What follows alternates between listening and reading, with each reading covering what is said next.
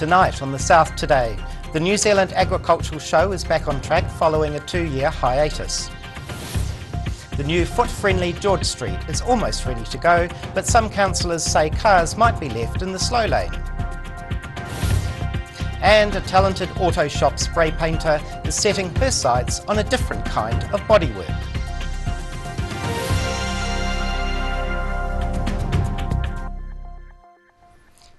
Kia ora, good evening, I'm Simon Henderson. After a 2-year COVID-enforced break, Cantabrians returned en masse to a popular New Zealand agricultural show. It's the townies' annual chance to get up close with farm animals and see how their country cousins do things. The farm animals have been fed, the horses groomed and the rides are back up and running. The New Zealand Agricultural Show is back on track. 26,000 eager people had already flooded through the gates by lunchtime after a 2-year break for the show due to COVID-19 restrictions. We have got our New Zealand Agricultural Show, bigger and better than ever before. We think our best show ever. It's regarded as the country's biggest show of its kind.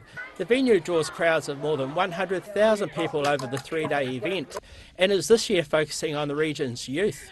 Families have had a tough time, and so we really want every child in Canterbury to have the opportunity of coming to the show this year for free. Around 2,000 animals are on show, competing for some big prizes, with more than $120,000 of prize money up for grabs. Really happy to be back up and running, and happy for everyone, happy for the communities that have been setting up for the last 3 months, happy for the people that have been here for the last week with their animals, and everybody just wants to be back. The New Zealand Agricultural Show runs until Canterbury Show Day this Friday. In Christchurch, the South Today.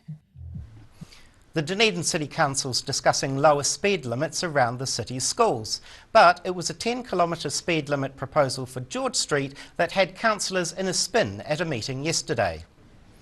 Is George Street a road or a footpath? That was the question raised by Councillor Bill Acklin yesterday during a full council discussion on speed limits around schools and in the central city. The pedestrian-friendly redesign in the CBD's been planned with a 10-kilometre speed limit in mind. However, some councillors are questioning the feasibility, wisdom and enforceability of a slow 10-kilometre speed limit along Dunedin's main street. The space as currently being implemented has been designed as a 10 km/h space. If it was to be designed as a 30 km/h space, you would at a minimum reintroduce curbs. The council voted to pass an interim speed management plan for public consultation. Discussion over the situation along George Street will continue as part of that process. A group of Christchurch environmentalists are calling for action around an industrial site alongside the Opawahu Heathcote River. Construction's been going on for 2 years, but a tall stack of shipping containers was added over the winter. Concerns are being raised about the impact of an industrial site in the Christchurch suburb of Woolston. Residents say this shipping container storage yard obscures their views of the Port Hills, while environmental campaigners say its proximity to the river threatens the natural habitat and wildlife. Sediment is one of the key contaminants of the Opawahu Heathcote River, and that actually the risk to the river is it clogs the habitat, so it covers the river with sediment and destroys the habitat for the organisms that live within the river. The site's owned by property developer Richard Peebles, who co-owns Riverside Market and Little High Eatery. Construction work's been going on at the large site for nearly 2 years. Bunds surrounding the industrial site form a buffer to contain sediment, but there's concern they don't completely reduce the risk of contaminants entering the river. Bare earth and not covered with vegetation is a potential to flow into the river, and that's why a good buffer, that's why we need these buffer zones between development and the river. Resource consent requires the bunds to be planted with trees and shrubs to stabilise them and improve the visual impact. But that work could be years away. The City Council is already monitoring the site for excessive noise and has asked the site owner to reduce the height of the container stacks and push them back 30 metres from the riverbank. But residents won't be happy until the industrial eyesore is finally gone. In Christchurch, the South Today. A man is in a serious condition following a crash in Brighton involving a public bus this morning. A vehicle and a bus collided just before 9 a.m. along Brighton Road near the Jeff Coates Road intersection. A St John's spokesperson says one person was taken to Dunedin Hospital with serious injuries. The road was closed for a short time while emergency services attended the scene, with traffic resuming again around 9:30. Prices at the fuel pump could improve slightly following a government decision to put more power in the hands of the Commerce Commission. The government says from the middle of next year, the agency will be able to regulate petrol and diesel prices. That is aimed at putting a backstop in place if fuel prices become too high. Petrol prices had climbed to record-breaking levels earlier this year, with 91-octane petrol costing more than $3 per litre at one stage, before prices dropped back again in July. We're beefing up the previous actions to increase competition in the fuel sector, with the Commerce Commission being able to step in if necessary to ensure that motorists do get that better and fairer deal at the pump. Fuel importers and wholesalers with onshore storage facilities will also be required to hold at least 3 weeks' supply. That's aimed at ensuring fuel resilience after the Marsden Point refinery was switched to an import-only terminal. Across the South Today.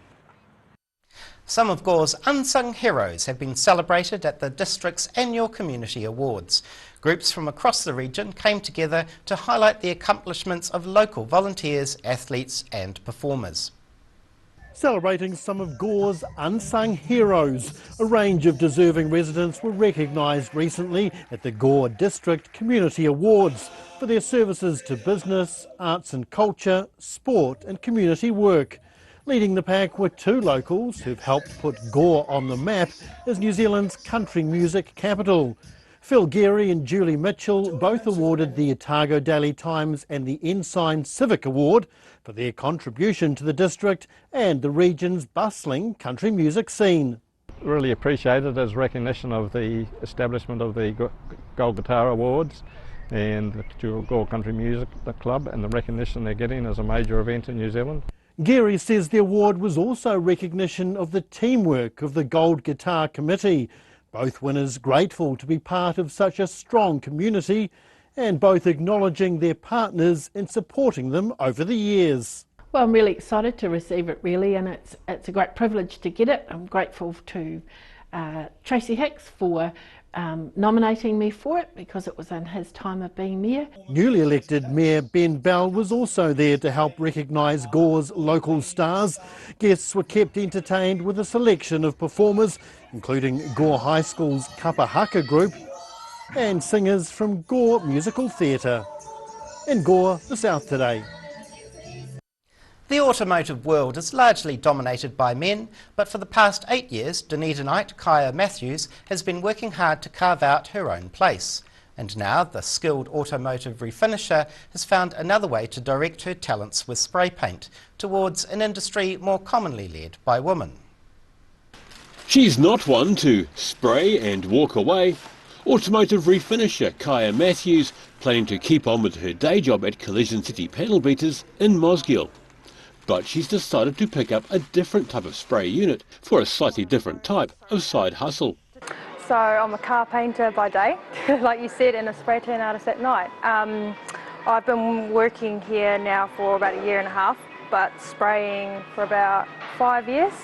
I did my time at Bridgman Street. Matthews started K-Tan in February, where she pampers her female clientele. And while the two industries are completely different, she reckons the techniques used are quite similar. However, she admits some of the body prep work is a little different. The key in both of them is the preparation. You know, what the paint and the coat of tan will look like really does come down to the preparation in the vehicle and the body. Matthews says there was a time she found spray painting cars nerve-wracking, but now finds it's kind of therapeutic. And there's a bit of a crossover between her day and night jobs. The receptionist at Collision City was one of her first spray tan clients. In Dunedin, the South Today. FI Akane still to come on the South Today. A major fundraising event is hitting the road again, inviting locals for a spin, and Alexandra locals went out for a run, arriving back covered in a range of colours.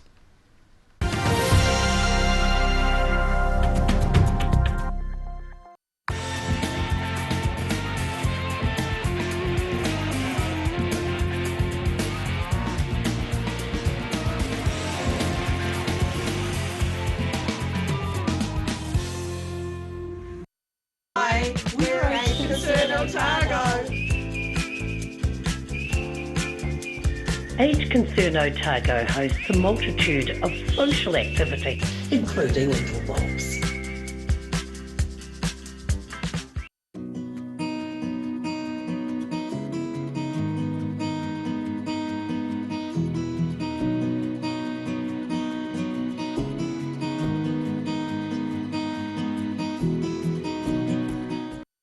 Is it a bird? Is it a plane? No, it's My Mate John. Super Savers! The Super Saver catalogue is out now, packed full of amazing deals, including 50% off all outdoor furniture. Plus, you can pay it off over 36 months interest-free. Super Savers! Only at John's Furniture Warehouse, Stafford Street, and online at mymatejohn.co.nz. Get that furniture from Stafford Street and My Mate John. Hi, Lindsay here from Alex Campbell Menswear. We've opened another pop-up store in Invercargill. It's for a limited time. We're in D Street, 201, right beside the Lone Star. Come and check us out. We've got some fantastic deals for you. We've got moleskins, we've got every sort of shirt, worn ones, work ones, business, merino knitwear, jeans, trousers, you name it, the list goes on. It's such a big deal. Come and see us. Alex Campbell Menswear, it fits. Alex Campbell Menswear, pop-up store, D Street, Invercargill. Hi, my name's Matt and I'm the Dines Group CEO. Dines is a company that's focused on selling logistics solutions to its customers. We're passionate about selling efficiency and we've been selling efficiency for over 50 years now.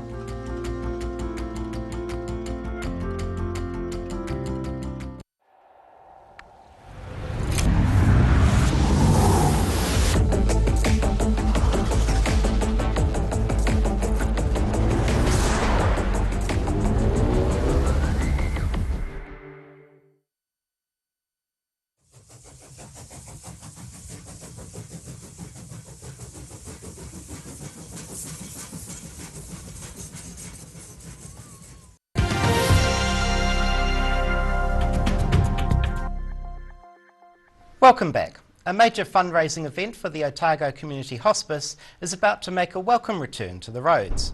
The charity cruise and car show brings eye-catching cars out for a good cause, with organisers encouraging people to come for a spin and show off their rides.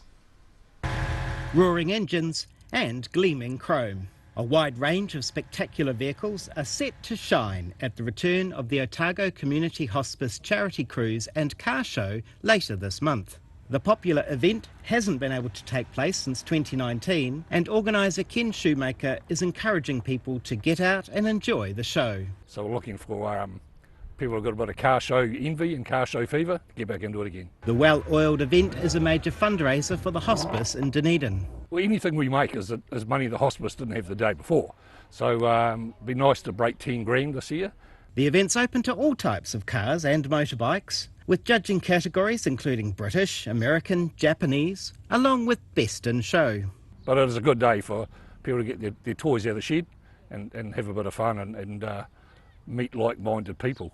The cruise and car show takes place on Sunday the 20th of November at Hancock Park, with a convoy cruise to the Taieri set to be a highlight at the end of the day. In Dunedin, the South Today. Students at Cromwell College let loose over the weekend with a colourful and messy fundraiser event. Students, parents and local Cromwell kids sliding into the Cromwell College Colour Run. Runners completed a 1 kilometre obstacle course as they were met with colourful clouds of paint powder along the way. The event was organised by local college students to raise funds for school improvements. Local Lions Club volunteers helped with the event, with the fire brigade on hand to help people hose off at the end of the run. And now, recapping tonight's top stories on the South Today. After a 2-year delay, the New Zealand's agricultural show went ahead, drawing in thousands of eager spectators. The DCC debated new speed guidelines recently, concerns raised over George Street's proposed 10 km/h limit. And from the panel beaters to the beauty salon, a Dunedin automotive spray painter has found a new passion.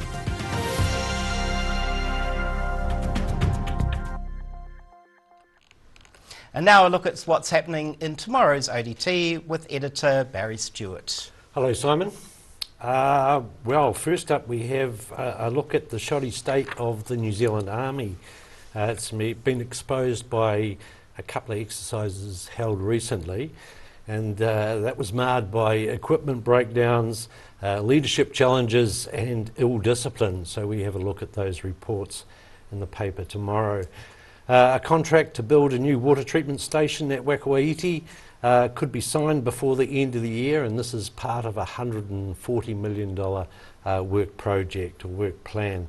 We also talked to a Queenstown man who is tackling the Queenstown Marathon at the weekend, and it should be a breeze for him because after surviving a tough battle against cancer. So he's only a young fellow, but went through a horrendous period there and has come out the other end. Now he's running a marathon, so good luck to him.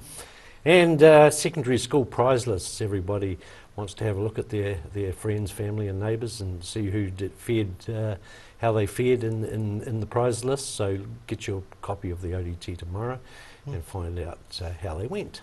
Sounds like lots of fascinating reading. Indeed. Thanks for that, Barry. Thank you. Time now for a look at tomorrow's weather. The South Today weather, proudly brought to you by MoleMap, the skin cancer detection specialists. Looking at the situation, a strong ridge of high pressure will bring some breezy nor'east winds to the Otago coast and warmer temperatures inland. Heading to the top of the South Island, some cloud but mostly fine in this part of the island, up to 21 in Nelson, Greymouth the warmest on 23, with Christchurch down to 15 degrees. Travelling to South Canterbury and North Otago, some moderate nor'easterlies in Ashburton, Timaru and Oramuru, some cloud and 15 degrees across the towns. Heading westwards to the Central Lakes, fine and some light winds in this part of Te Waipounamu, Wanaka and Alexandra on 24 degrees, Queenstown 1 degree cooler on 23. Heading further south, sun is out and a fine weather for all here, Balclutha on 20, Gore 19 and the Catlins on 15 degrees. And down to the deep south, it's fine and cold tonight in Invercargill. An overnight low of 4 degrees, fine and sunny with light winds tomorrow with a high of 19. And on Friday, expect some sunny periods and increasing high cloud with a warm 22 degrees.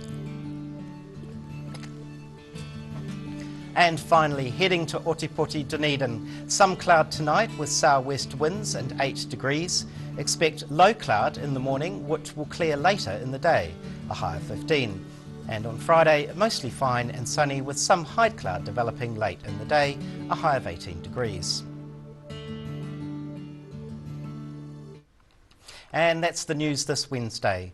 For the latest news and videos from the Southern region, head online to odt.co.nz, and you can follow Channel 39 on YouTube to catch our news bulletins on demand. We'll see you again tomorrow. Ka kite a papu.